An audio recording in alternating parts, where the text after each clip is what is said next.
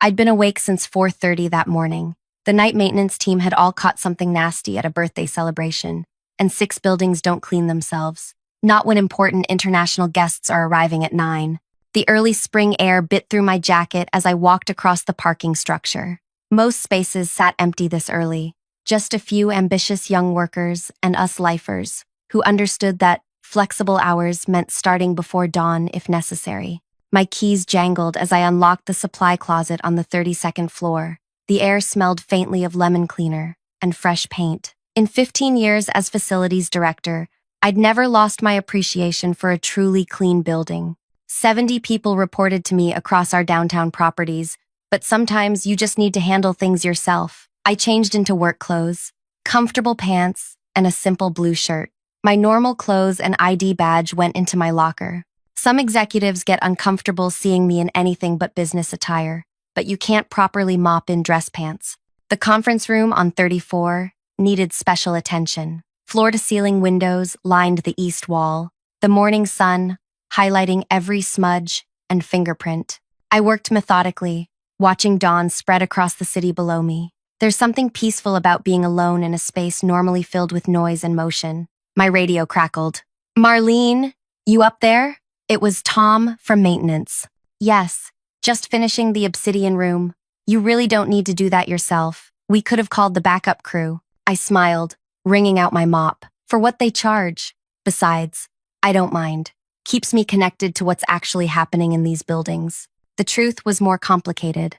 My job had grown increasingly isolated. Meetings about budgets, vendor relationships, and corporate politics filled my calendar. But I missed the simplicity of making something dirty become clean. Some of my best thinking happened with a mop in hand. By 8:30, everything gleamed. I gathered my supplies, planning to change before the visitors arrived. That's when I heard voices approaching, way too early for the scheduled meeting. The door swung open. 8 people filed in, 5 wearing expensive suits from our advanced technologies division, 3 looking slightly jet-lagged in even nicer clothes. The overseas clients had arrived early. Damon, the division head, nodded at me without really seeing me. I recognized the look, the one that categorizes maintenance staff as moving furniture rather than people. "We can set up in here," he said to the guests. "Our presentation will blow you away." I started to wheel my cart out when one of the younger guys bumped into it. Water sloshed over the side, splashing across my shoes and pant legs. "Watch where you're going," he snapped, then turned to his colleagues with a smirk. "Mop the conference room, cleaning lady." Laughter rippled through the group. The overseas visitors looked uncomfortable, studying their shoes or the view outside. I felt heat rise to my cheeks. Not embarrassment, anger. Pure, simmering anger. Damon, who'd worked with me for 7 years, who'd called me 2 weeks ago about temperature complaints in this very room, said nothing. Just gave an awkward half-smile and gestured for everyone to sit down. I could have spoken up, could have introduced myself properly, but something stopped me. I'd seen that smirk before, on people who wouldn't hear correction anyway. So, instead, I quietly continued mopping up the spilled water. And I listened. "We've upgraded everything on this floor," Damon was saying.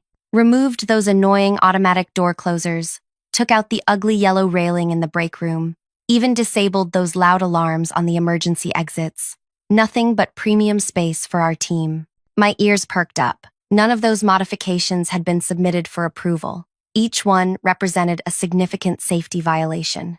The young man who'd bumped me, his desk nameplate later told me he was Jaden, kept talking over his boss. We even knocked down that storage room wall to make our game area bigger. A load-bearing wall, if I remembered correctly. For the next hour, I slowly finished my work while they inadvertently confessed to violation after violation. When they broke for coffee, I slipped out, changed clothes, and made some calls. By noon, I had confirmation. 12 separate lease violations, including 3 major safety hazards. The building inspector, Luis, was particularly concerned about the removed fire equipment. "You can't just take out door closers, Marlene," he said. "Those are fire-rated doors. They need to close automatically." "I know. Can you come by today?" Luis hesitated. "I'm pretty booked up. Remember last year when your daughter needed emergency workspace after the downtown floods? And I found her that empty office?" He laughed, Playing that card, huh? All right, I'll be there at 2. I spent the next hour pulling building plans and lease agreements. Every modification they'd bragged about was explicitly forbidden. Their lease required written approval for any structural change, which they'd never requested. At 1:15, I changed back into my normal clothes. Charcoal pants, cream blouse, sensible shoes. My badge went back around my neck. Marlene Everett, Facilities Director. My name is Marlene, not cleaning lady. I manage 850,000 square feet of premium commercial space. I've worked my way up from actual cleaning staff 26 years ago, and I know every inch of these buildings better than anyone alive. At 2 o'clock, I met Luis and 2 building safety officers in the lobby. We took the elevator to 34. I could hear Jaden's voice echoing down the hallway as we approached the conference room. So as you can see from these profit projections, our division will lead company growth for the next 5 years. I pushed the door open. Everyone turned. "Excuse me," I said calmly. "I need to interrupt this meeting. This entire floor needs to be evacuated immediately." Damon stood up. "What are you talking about? We're in the middle of fire code violations, unauthorized structural modifications, removal of emergency equipment," I replied. "This space is being closed until all issues are remediated and re-inspected." Jaden looked confused. "Who are you two?" I smiled. "I'm the facilities director for this building. The person you called cleaning lady this morning? I'm effectively your landlord." The room went quiet. The overseas clients exchanged glances. "Everyone needs to collect essential personal items only," Luis announced. "The floor will be locked until all violations are addressed." Damon's face reddened. "This is ridiculous. We have international clients here. You can't just— "Actually, we can," I said, "and we must. The safety issues here aren't minor. You've removed fire equipment, disabled emergency systems, and made unauthorized structural changes that could compromise the entire floor." One of the international visitors stood up. She was elegant, with silver streaks in her dark hair. "Perhaps we should continue this another time," she suggested. "I apologize for this disruption," I told her. "Would you and your colleagues like to join me for coffee downstairs? I can explain what's happening and ensure your time hasn't been wasted." She nodded, and her colleagues gathered their things. Jaden stepped toward me. "You can't take our clients." I didn't even look at him. "I'm not taking anyone. I'm offering these visitors the professional courtesy you failed to show me this morning." As everyone filed out and the safety officers began posting notices on the doors, Damon grabbed my arm. "You're enjoying this, aren't you? Making us look bad?" I removed his hand. "No, Damon. I'm doing my job, ensuring this building is safe for everyone who works here, including you." Before I continue further, thank you for listening to my story so far. I wonder where you're tuning in from today.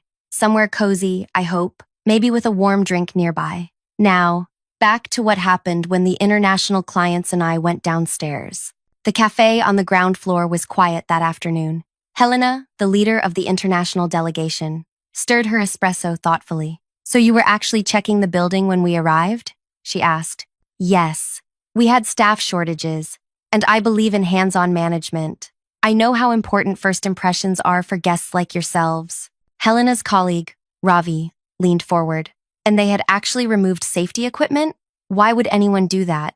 "Aesthetics, usually. Or convenience. Those door closers can be annoying if you're carrying things through, but they save lives during fires." We talked for nearly an hour, not about deals or contracts, but about values, about treating people with dignity regardless of their position, about the importance of safety over appearances. As we finished our coffee, Helena handed me her card. "We value partners who demonstrate integrity. Perhaps we should discuss working with your division instead." I smiled. "I don't have products to sell you, I'm afraid. I just make sure the buildings work properly." "That," she said, "is exactly why I trust you." The next morning, I arrived at work to find 3 urgent messages waiting. One from our CEO, one from legal, and one from Helena. I listened to Helena's first. "Marlene, I enjoyed our conversation yesterday. My team and I would appreciate meeting with you again. We have some questions about how your company handles safety and compliance." Interesting. I saved that for later and played the CEO's message. "Marlene, come to my office as soon as you arrive. Advanced Technologies is raising hell about yesterday."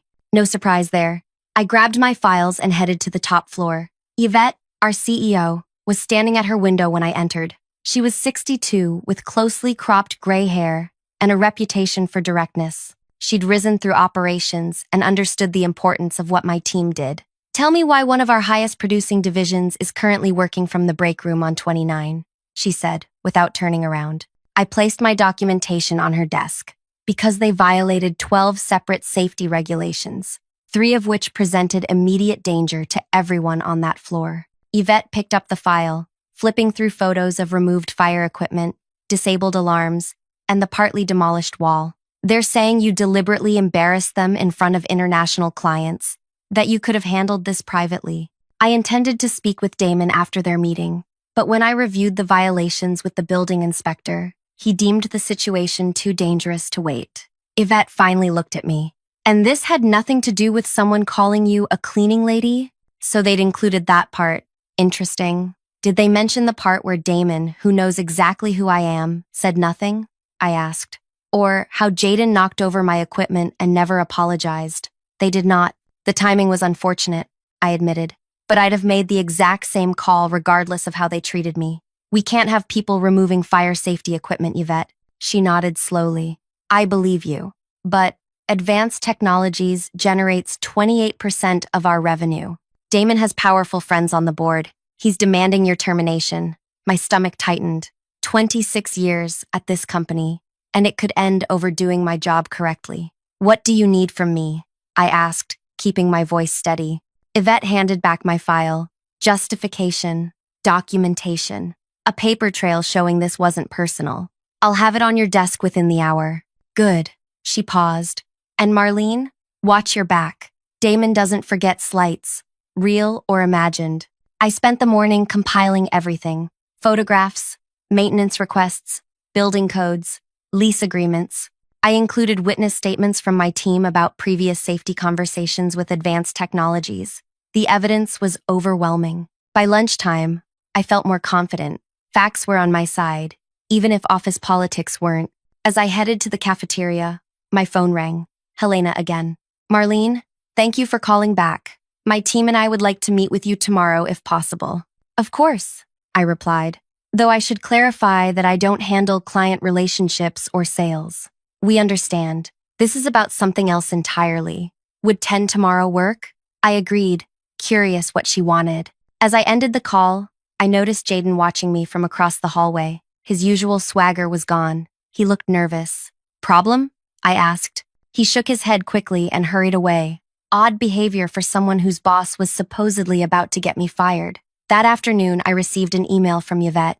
"Documentation received. Hold on repairs for now." Hold on repairs? That made no sense. The violations needed fixing immediately. I called Luis. "Has anyone from Advanced Technologies contacted you about the inspection?" "Yes." He sounded uncomfortable. "Someone named Warren from your legal team called. Said we should delay enforcement until an internal review is completed." "Warren? He wasn't on our legal team. I'd never heard of him." "Don't change anything without written instructions," I told Luis. "Something strange is happening." After hanging up, I searched our company directory. Warren Lassiter worked in Advanced Technologies as their compliance officer. He'd only been with the company for 3 months. Why was he pretending to be from legal? And why was Yvette delaying repairs for serious safety violations? I needed more information. Time to visit an old friend.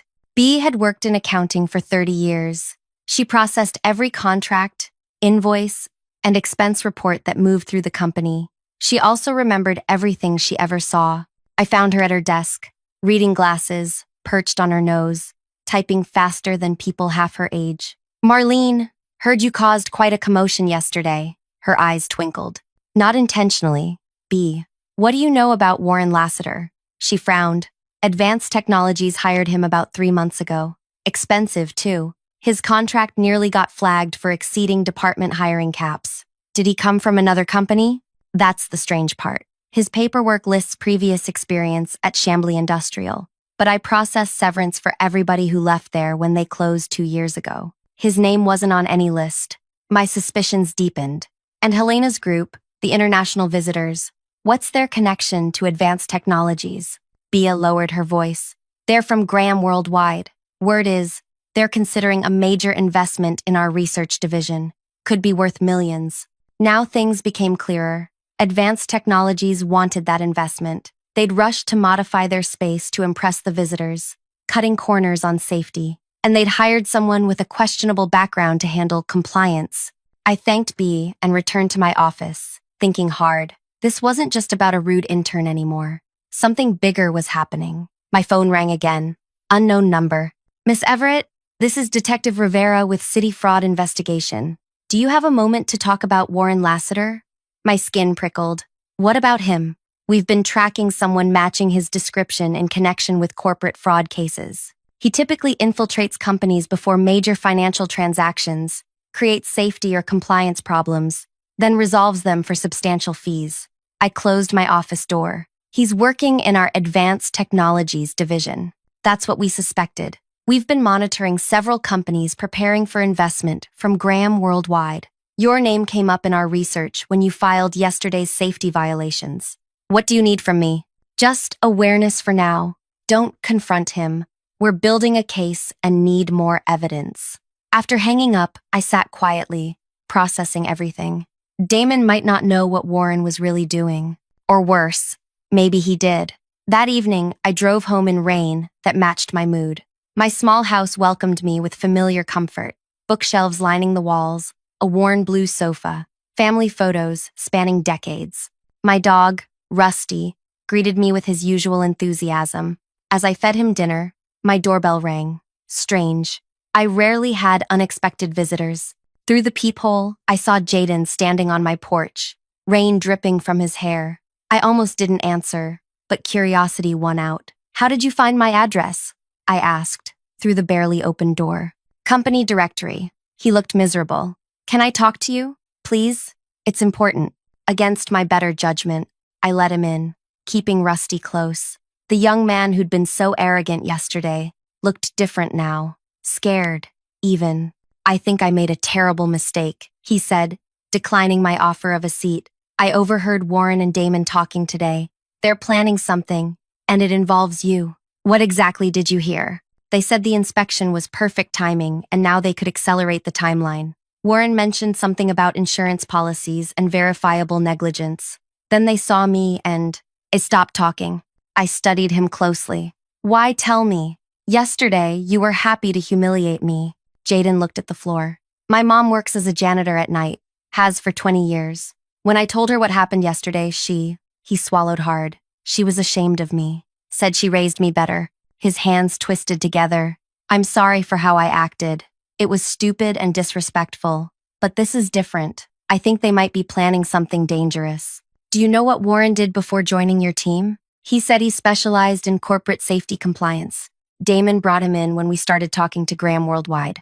I considered whether to tell him about the detective's call but decided against it. The fewer people who knew, the better. Thank you for the warning, I said. You should probably distance yourself from whatever they're doing. He nodded and started toward the door, then paused. Can I ask you something? How did you get to where you are? I mean, running 6 buildings? The question surprised me. I worked hard, learned everything about how buildings function, made myself valuable by solving problems before they became emergencies. And you didn't let people like me stop you. People like you are everywhere. The trick is proving them wrong without saying a word. After he left, I called Detective Rivera and reported what Jaden had told me. Then I sat down with my laptop and began searching for anything connecting Warren, Damon, and insurance policies. By midnight, I'd found something disturbing. Advanced Technologies had recently increased their insurance coverage for catastrophic workplace incidents to 5 times their previous level. The paperwork had been processed just 2 weeks ago, right after Warren joined the company. I barely slept that night, my mind churning with possibilities, none of them good. By morning, I had developed a theory about what might be happening, but I needed proof. My meeting with Helena was scheduled for 10. I arrived at the executive meeting room early to prepare, only to find Damon already there. This meeting is canceled, he said, smiling thinly. Helena and her team won't be coming. Did they tell you that? I asked. They've decided to work exclusively with Advanced Technologies moving forward. Your services won't be needed. Something in his tone sent warning signals through my brain. I'll confirm that with Helena directly. Feel free. but they're already touring our newly renovated space on 34. He checked his watch. In fact, Warren is showing them our emergency response systems right now. My blood chilled. The floor was closed for safety violations. Who authorized reopening it? Yvette signed off this morning. Everything's been fixed. Isn't that what you wanted? I pulled out my phone and tried calling Luis. No answer. Then I tried Helena's number. Straight to voicemail. Damon watched me with amusement. Problem? When did the repairs happen? My team monitors all building work. Warren handled everything. He's very efficient. Damon headed for the door. Now if you'll excuse me, I need to join our clients. As he left, I called my assistant, Kim, who signed off on reopening floor 34. No one from our team, she said, but I saw advanced technologies staff there early this morning. Should I check it out? No, I said sharply. Stay away from that floor. Call Luis and tell him to meet me in the security office immediately. Something was very wrong. Repairs that should have taken weeks had supposedly been completed overnight without my team's knowledge or inspection. And now Helena's group was touring a space that might still contain serious safety hazards, or was designed to create one. I rushed toward the security office, my mind racing through possibilities. If Warren was running a scam, what was the endgame? Insurance fraud seemed likely, but how would they execute it? The security office was tucked away in the basement level, filled with monitors showing feeds from throughout the building. Luis was waiting for me, looking worried. Something's not right, he said immediately. I never signed off on any repairs. When I tried to access floor 34 this morning, my key card was denied. Show me the feed from that floor, I said to Roy, our head of security. That's the strange part, Roy replied, typing commands into his system. The cameras on 34 went offline for maintenance last night. We got an email that seemed to come from your office authorizing it. I never sent that email. Roy pulled up the message. It had my name on it, but used phrases I'd never use. Whoever sent it didn't know me well. Can you override the access restrictions? I asked. Roy shook his head. System shows a security protocol activated. Supposedly there's a chemical spill containment happening. There's no chemical spill, I said firmly. Someone's created a situation where that entire floor is cut off from normal building systems. Why would they do that? Luis asked. The answer hit me with chilling clarity.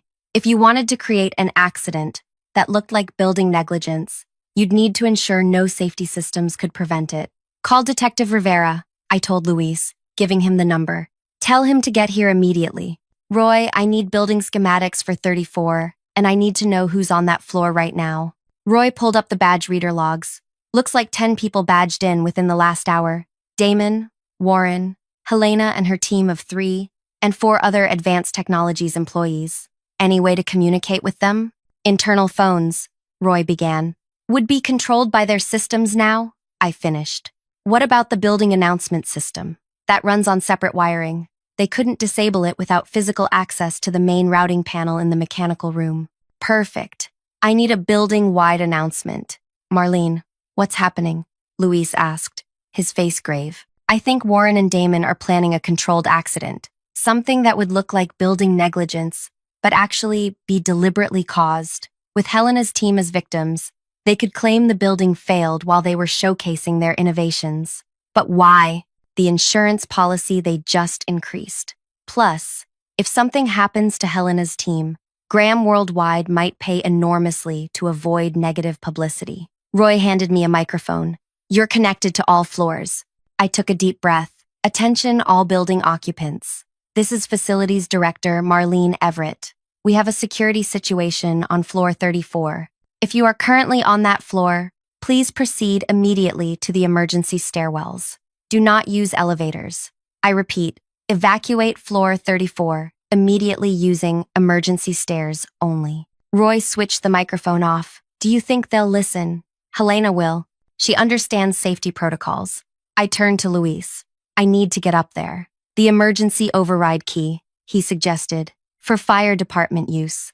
It'll access any floor, regardless of electronic lockouts. Roy unlocked a small box on the wall and handed me a brass key.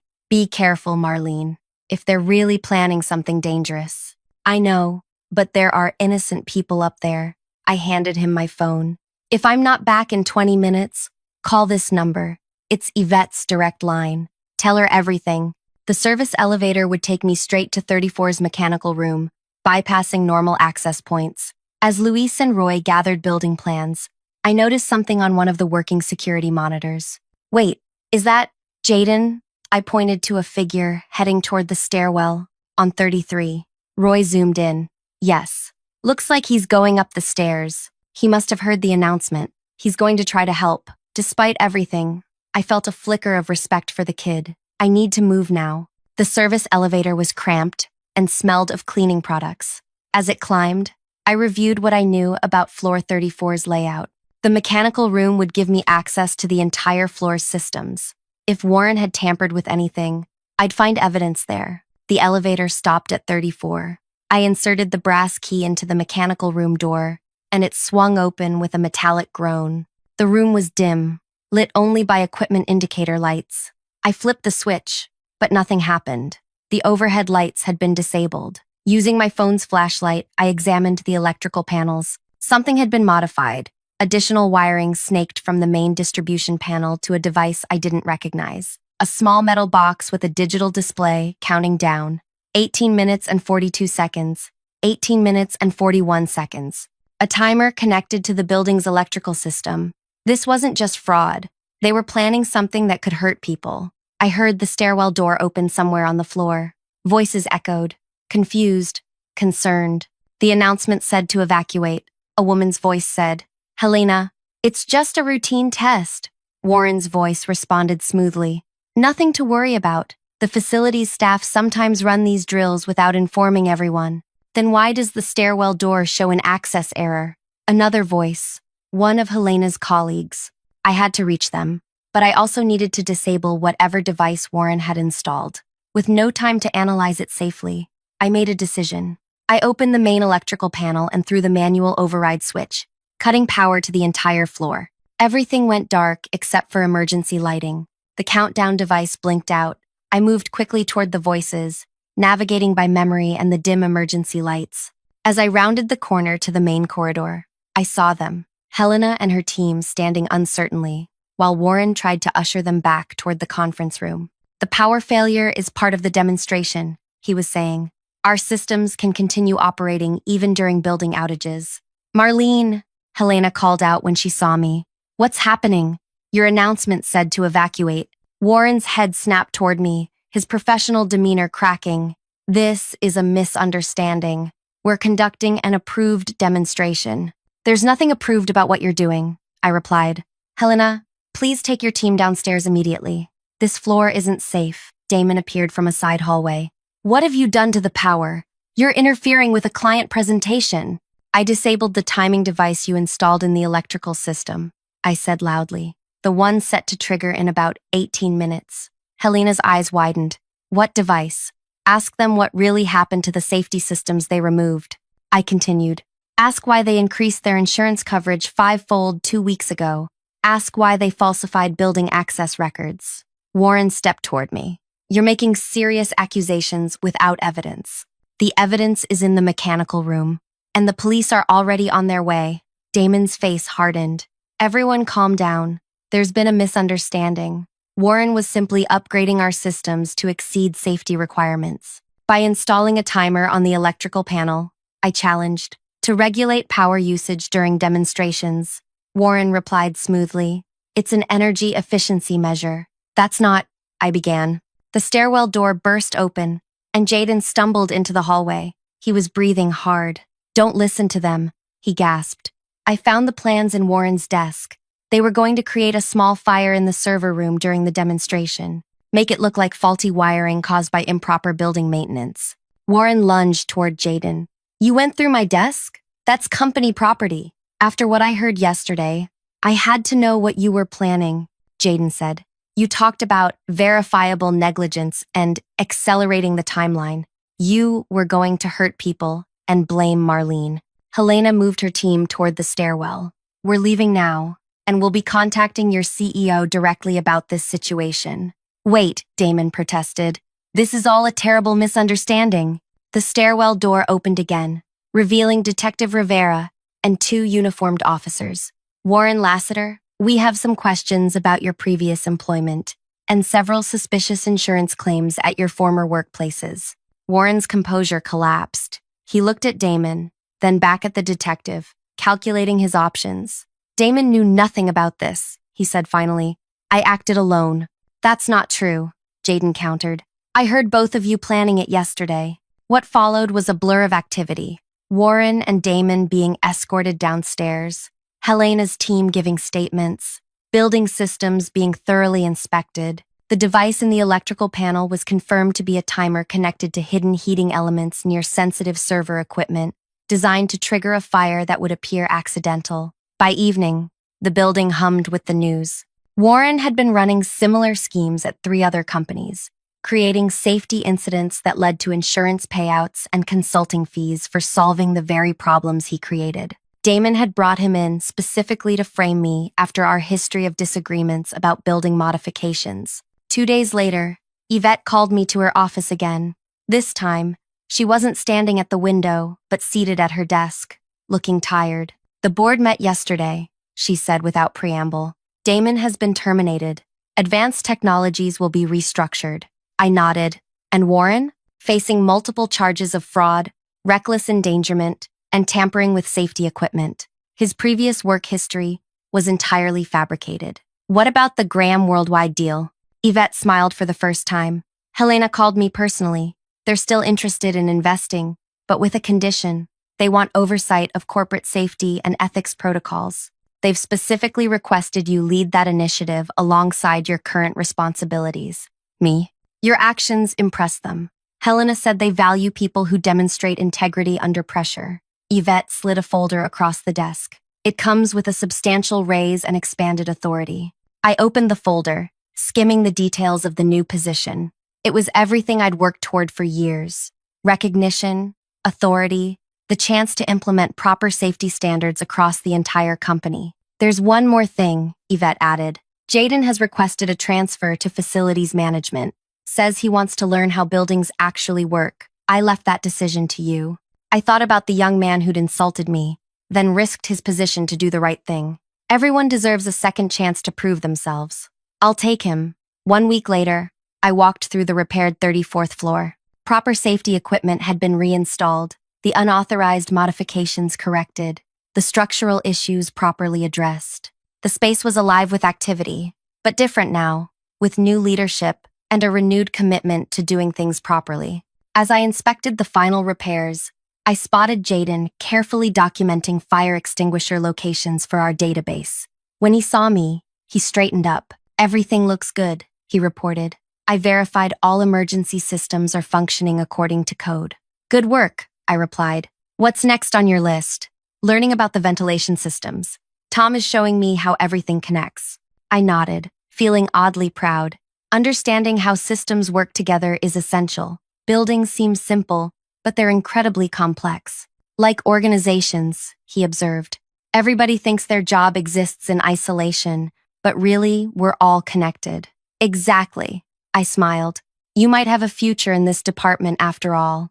As we finished the inspection, I thought about how quickly things can change, how one moment of disrespect had uncovered a dangerous fraud, how a building I thought I knew completely had hidden secrets, how a young man I'd written off showed unexpected character. Sometimes cleaning up isn't about mops at all. Sometimes it's about seeing the systems beneath the surface and understanding how everything connects. Thank you for staying with me through this whole story. If you enjoyed it, please take a moment to like, comment, and subscribe to hear more workplace stories like this one. I'd especially love to hear if you've ever had an experience where being underestimated worked to your advantage. Your support means everything to storytellers like me, and there are many more tales waiting to be shared.